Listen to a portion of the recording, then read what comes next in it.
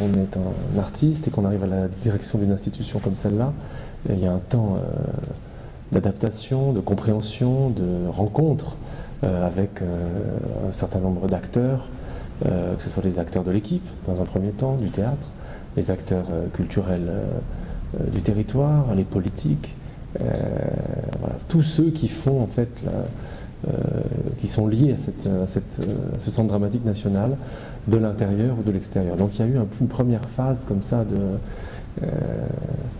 de rencontre, de mise en relation. En fait, j'avais été accueilli à plusieurs reprises par Philippe Delègue et Christophe Perton. J'ai eu l'occasion ici même de faire une création avec la troupe d'acteurs et de monter un texte de Pauline Salle, qui était auteur associé à cette maison. Donc c'est vrai que la présence d'artistes sur ce territoire, dans ce théâtre, la présence de cette troupe d'acteurs, la présence d'un auteur m'a complètement, je dirais, conforté et m'a incité à proposer un projet qui puisse permettre à des artistes d'être présents, notamment par la constitution d'un collectif artistique dans lequel il y a acteurs, metteurs en scène, chorégraphes, dramaturges, auteurs et traducteurs. Vraiment un ensemble d'artistes qui pouvaient être à la fois des artistes participant à mes projets, mes productions, mais en même temps dont la comédie pouvait porter et peut porter leurs projets.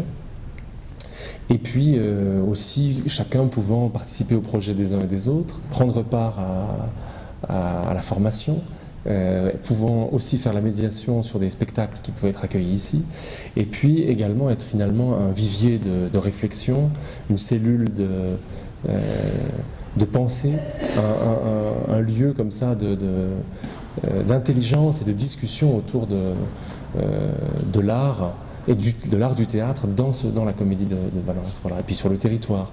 Alors c'est vrai que dans les choses qui m'ont tenu à cœur, j'ai donc développé la présence d'artistes et puis le partage de cet outil.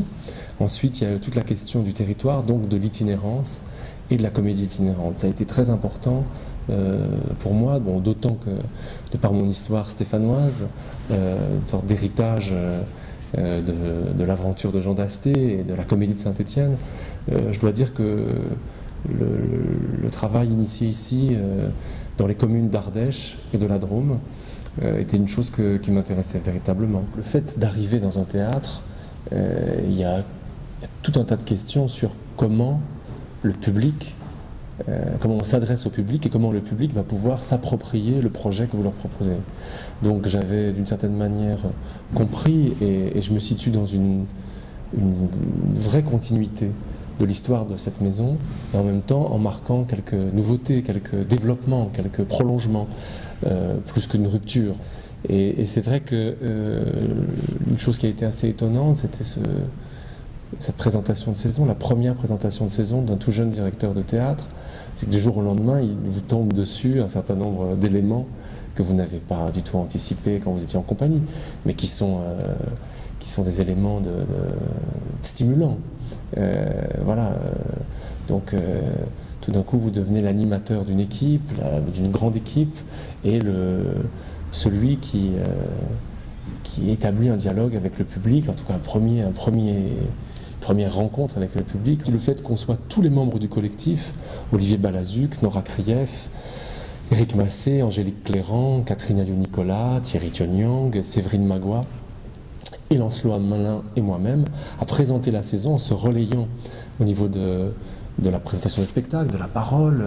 Je crois qu'on a donné au public l'idée d'un lieu voilà, où la parole peut être individuelle et collective, et puis chacun multiple, voilà, diverse, une vraie diversité. On a pris un certain nombre de risques parce que beaucoup des spectacles que nous avons proposés étaient des spectacles qui n'étaient pas créés, donc ça a été aussi un vrai partage de surprises avec le public.